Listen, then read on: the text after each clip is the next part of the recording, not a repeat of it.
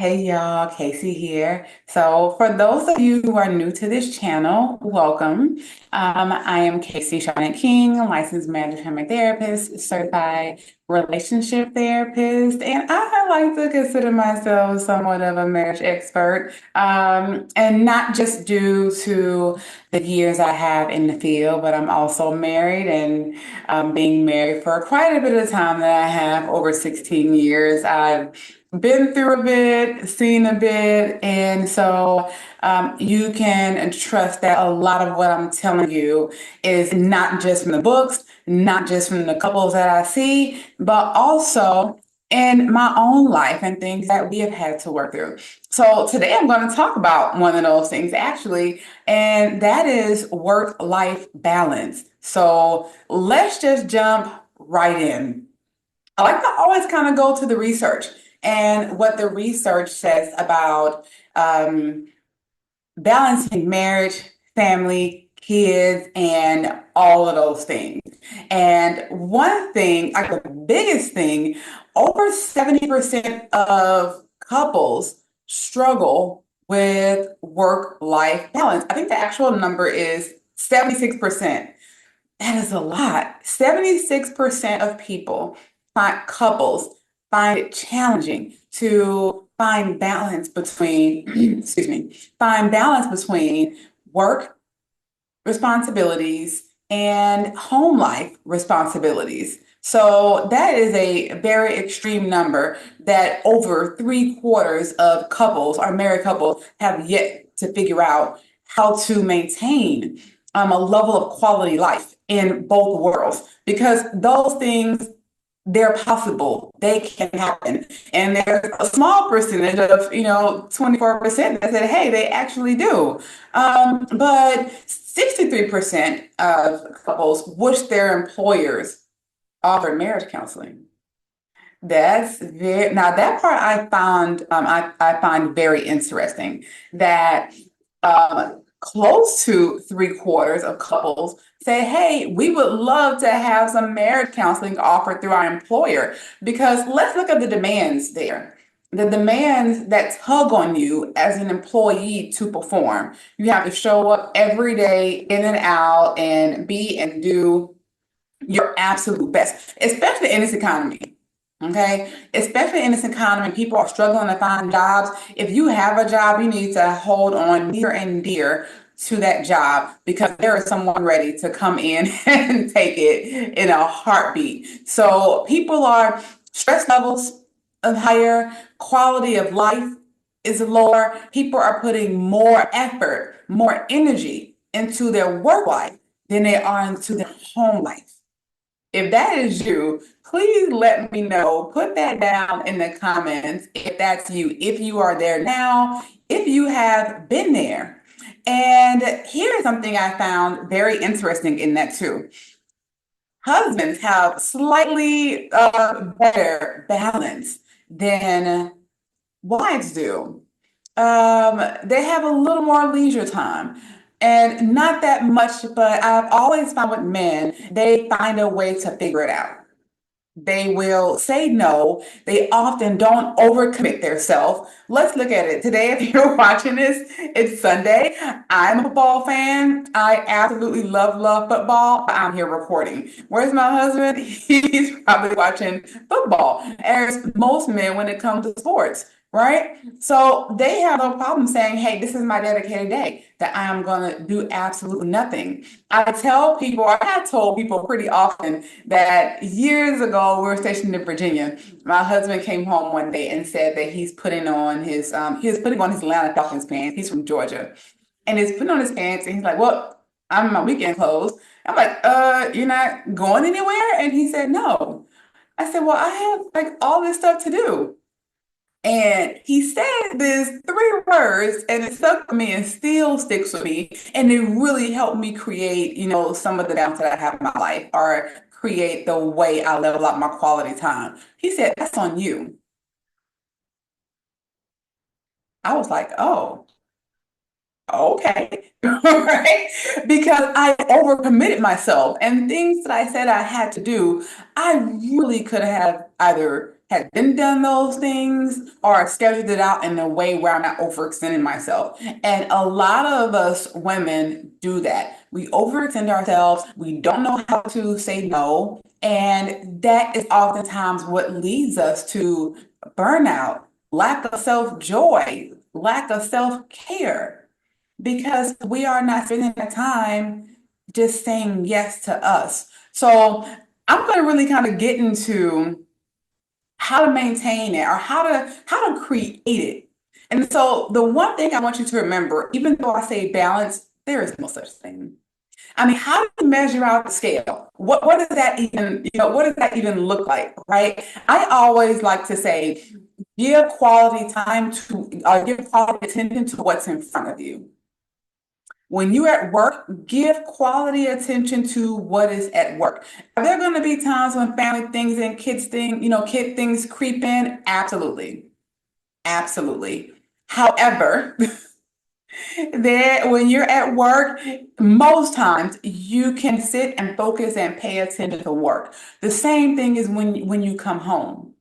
Give quality time and attention to what is in front of you. And that is something that we often struggle with very bad. We want to manage home while at work. What does that look like? We're online shopping for groceries while we're at work. We're researching family things and events and things that kids need. Amazon shopping. We're doing all these things and we think we're multitasking and knocking these things out. But what it's doing is taking you from being your best self in the space that needs you most. Mind you, I said in the space that needs you both. What does that look like when you come home though? What does that look like when you come home? When you come home, you're walking in the door on the phone. This is for a lot of leaders and a lot of business owners. You're walking the door on the phone. You're taking calls, or after dinner, or at some point, you are still doing work activities while you're at home. So we don't really give the quality time and our quality self in the actual space that we're in. So again, keep in mind, there is no such thing as trying to level out everything and have it perfectly, but you cannot allow one to bleed in to the other. Okay? And I'll talk a little more about that. But keep in mind, there's no such thing as balance, but giving your quality time, attention to self to what's in front of you in that moment and learning how to do that very, very well. Okay? So also, always take care of yourself. Now, that's my biggest number one. Take care of yourself, especially to my women, wives, mothers. Please take a moment every single day. When I talk to my clients about this and we try to, come up with, collaboratively create a plan to implement peace, time, self-care into their lives, they'll say, well, I don't have time on Monday. I don't have time Thursday. I don't have time. When they say that, I'm just like, okay, you're here with me. You are here with me, so you have time. You can create time. And so when we look at that, we struggle to really create that space to really take care of ourselves. How can you do that? Wake up 30 minutes earlier. When you come home from work, maybe sitting in your car 15, 20 minutes. If that's literally all that you have, create the time to do that. Create the time to spend whatever time that you can alone and be okay with that and try to create your own peace. I prefer mornings, but you do what works for you. But create that peace for you internally before you go out into the traffic, before you go out into the world, before you come Mr., Mrs., Doctor, whoever, for other people. Try to be what you need for yourself. That's one of the highest keys to burnout. The number one thing actually is not the just the amount that you're taking in from others, but what you're not giving to yourself. Because you can take in a lot and give yourself a lot and be completely full. But when you are taking in a whole lot and giving yourself little, whew, that's not good. That's not healthy. That's stressful. In my head, I see hospital. I've actually seen that before in people. Waiting until you're at absolute exhaustion, anxiety completely high to where you have to take family medical leave, FMLA. So my biggest number one is always take care of yourself. Take care of yourself first. They have, when it comes to finances, pay yourself first. Take care of yourself first. Then go and be great for everyone else. But don't forget about you.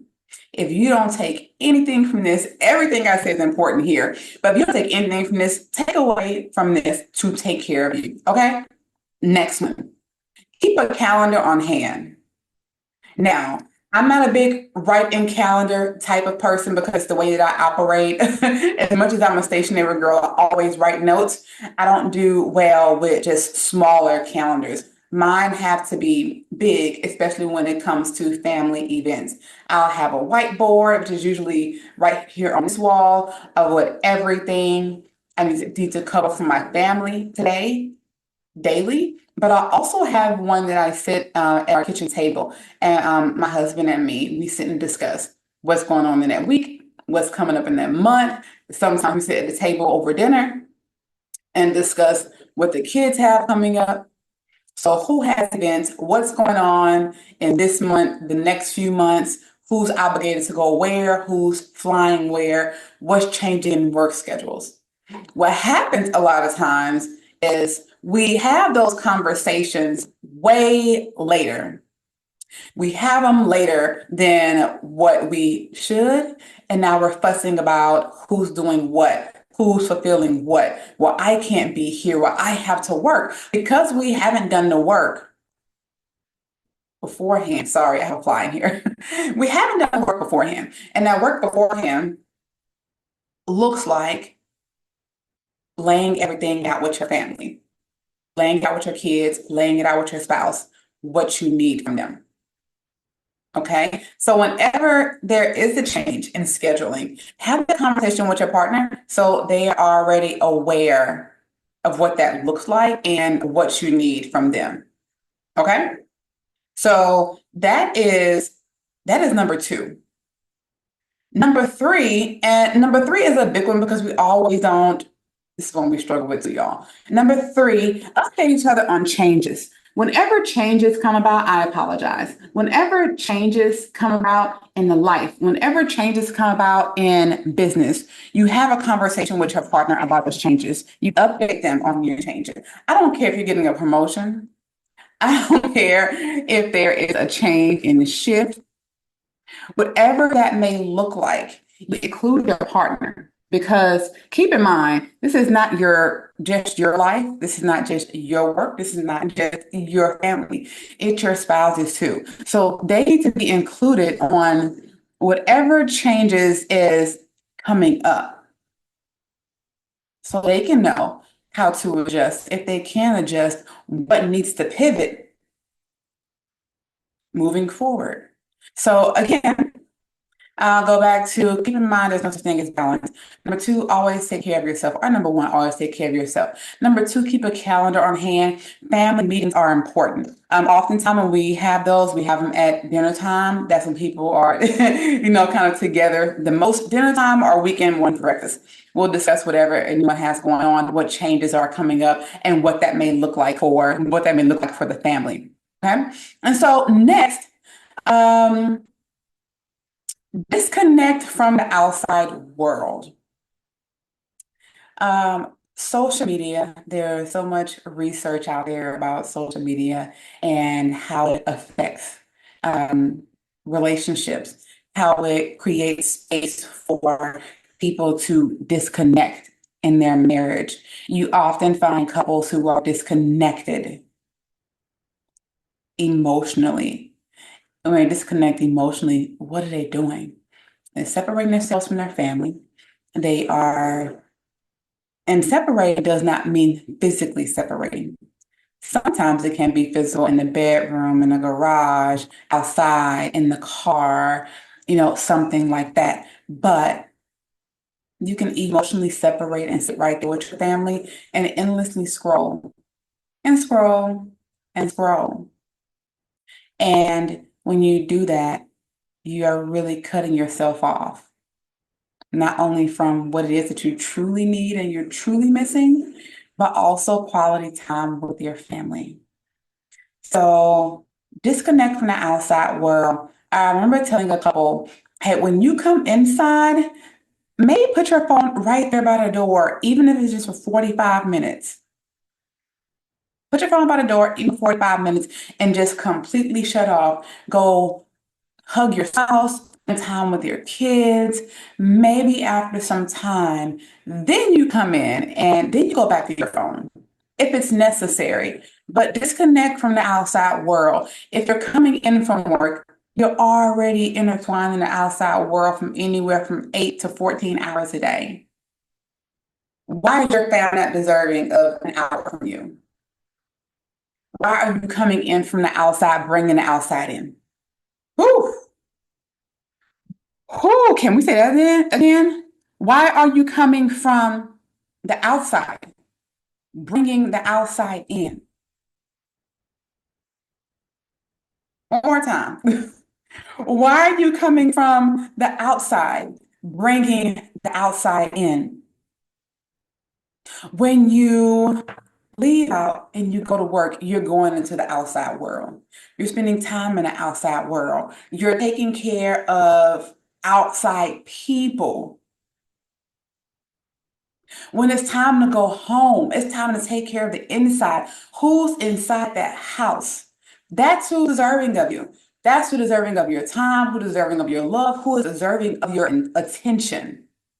And now you're also in there too, and you're deserving of that space and that peace. So don't come in with your phone, with your computer, and bring the outside in. Create space. Because now we're allowing the outside world to take space inside of our lives. We are disconnecting from what we love and what we need the most. And that's our families. So I want you to hold that. I want you to keep that in mind. I want you to understand how important it is, how we struggle with the balance.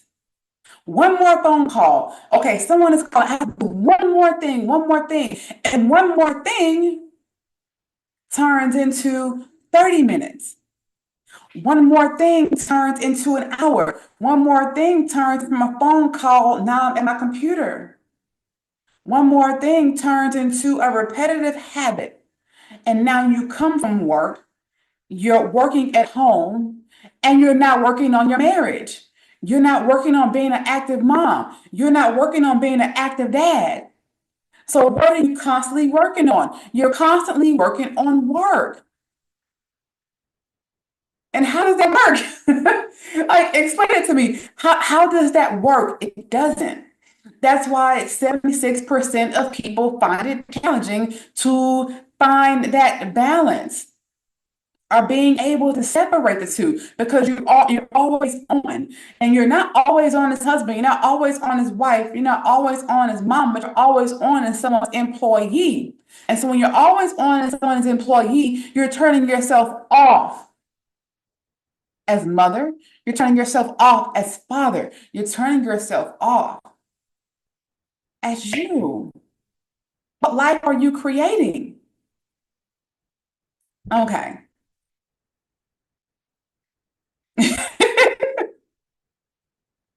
reel myself reel myself back in, y'all, because I really get passionate about this stuff. I see it a lot.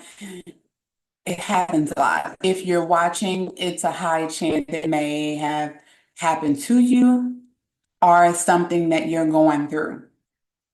Disconnect from the outside world. Pay attention to what's inside of your house. Okay? So, lastly, or second to last, be honest and open about your needs. We're often not honest and open about what we need from ourselves, especially when it comes to women. We are not honest and open about what we need when there are changes in our life. If we find ourselves in overload, many times we won't say anything because we were taught as women, you take care of everything, you have it, let your husband rest. Let your husband rest and not make sure you rest too, baby. Not make sure you rest too. Let your spouse know what it is that you need. I don't care if it's, hey, can you go tend to the kids? I just want to go take a bath. Or when you come in the door, sweetheart, you don't even speak. You just go divert. I would love for you just to come in and engage for 5, 10 minutes. That makes me feel good. It makes me feel desired. It makes me feel like you want to be here with us and you're not just coming home to yourself. So ask for what you need. Not just in marriage, ask for what you need in the home in regards to roles, responsibilities, picking up slack, self-care. Ask your spouse for whatever it is that you need. That's your partner, right? And so this kind of goes into the last one, and which is be open to flexibility. Roles are going to change. Roles are going to change. Roles are going to look different, especially when you're in a dual working household. Roles are going to be different. I can tell you this is my life for 16 plus years. My husband and me were in the military. Of course, we both were working at the same time. We didn't have any kids. I got pregnant. I got out of the military. That was my desire, before I went in. And he stayed in, a lot was on me. He was deployed, a lot was on me. I went to school. Hey, I have school. I know you're coming home. You pick up the baby. Hey, I'm moving. I gotta stay here so I can finish college. Hey, you go get the house set up. You do this. I'll stay here with the kids. Now he's retired. This is what life looks like. So you have to be flexible. It's important to be flexible to have work-life balance. You can't do it without being open to flexibility and roles constantly changing. You have to communicate about those though. So the role may often change. The responsibilities may often change. Be okay with that, communicate about it, and be flexible in it. These are the top things you need to do to remain or to have, if you don't already have it, a healthy work-life balance. I don't say work-marriage balance, work-parent balance, work-life. Because there's work and there's the rest of your life, which is your partnerships, your friendships, your children, and most importantly, you. So in order to give quality to all those things, there has to be a system. Just like there's a system at work, there has to be a system. But that system first starts with taking care of you, discussing your needs, creating a schedule, and all the things that I said. Let me know what your thoughts are. Let me know what your thoughts. And please share this with someone that you know needs to hear this message on this day, okay? Because I know you're probably struggling out there. You can't get your head from just underwater. You feel disconnected in your relationship. You feel disconnected with your kids. Send this to someone who needs this. And don't forget to like this video, subscribe, Comment below and let me know if this was helpful for you. Until then, y'all be well.